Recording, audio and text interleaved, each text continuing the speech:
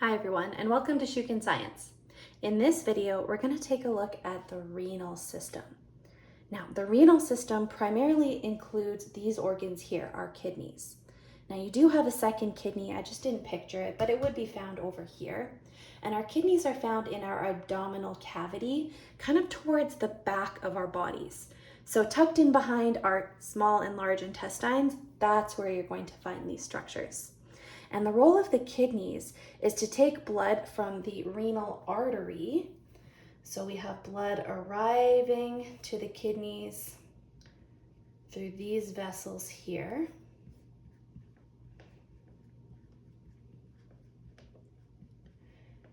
And filter out certain molecules from the blood in the renal artery.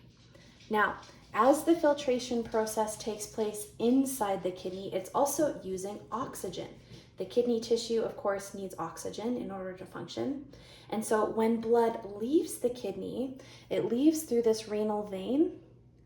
And I've colored it in blue, not because the blood is literally blue, but because it represents deoxygenated blood.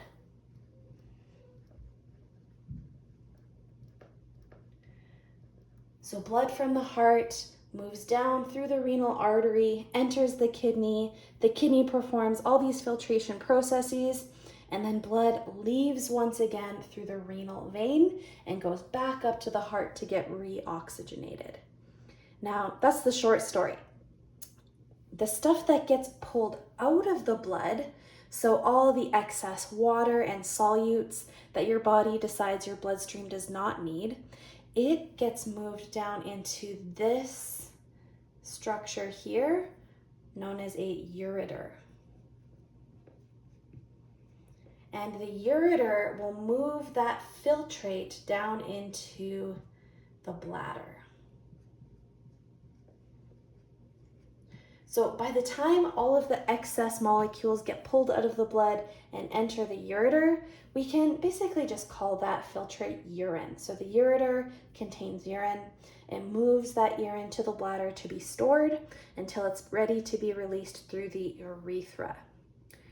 Now, we can zoom in even further to the different layers of the kidneys, because if we take a really, really close look, we're going to find that the kidneys are actually made up of tiny little string-like structures called nephrons. So if you can imagine millions of tiny little stringy nephrons packed into the kidney, that's actually what we would see. And the nephron is actually the structure that performs the filtration process. So sometimes we say that nephrons are the functional unit of the kidney. They're the things that actually do the filtering. And they span a few different layers of the kidney. So the first part of the nephron starts out here in the outermost layer of the kidney that is known as the cortex. And then this part of the nephron, known as the loop of Henle, dips down into this middle layer that is known as the medulla.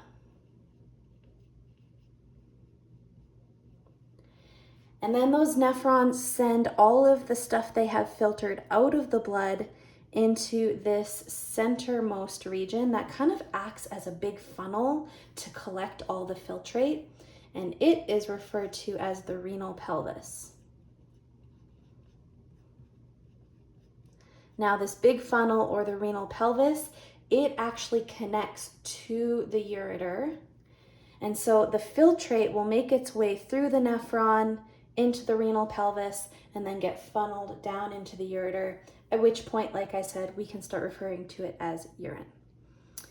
So it's really important to note that blood cells will never enter the ureter. The blood goes into the kidney, all the blood cells get filtered out, and then they leave the kidney through the renal vein. The stuff that gets pulled out includes water, urea, salt, anything that your body deems unnecessary, and that is what leaves the kidney through the ureter. So we'll just quickly compare the composition of these three vessels then. The main difference between the renal artery and the renal vein is based on the coloration you see here. The renal artery contains oxygenated blood.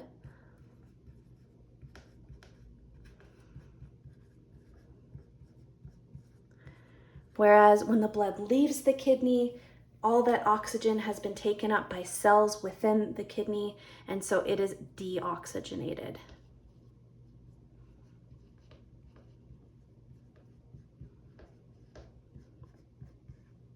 And then, of course, the ureter, since it contains all of the filtrate, the stuff that your body deemed unnecessary to stay in your bloodstream, it contains no blood.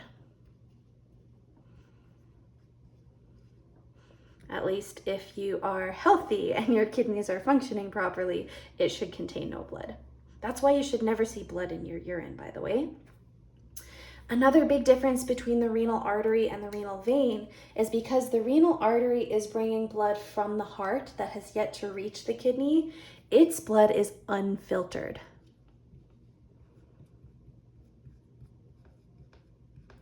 So the blood coming into the kidney from the renal vein tends to have more water, more urea, more salts, all those molecules. Whereas when it leaves the kidney, only the molecules that the body has decided need to stay in the bloodstream are found here. So we would say that the blood in the renal vein has been filtered.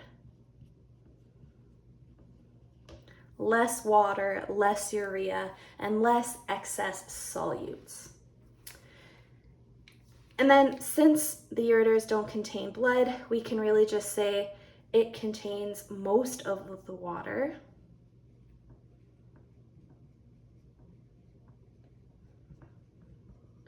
With urea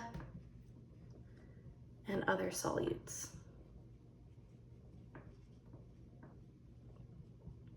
So the fluid that moves through these three vessels differs in terms of whether it's oxygenated or not, but also it differs in terms of its composition.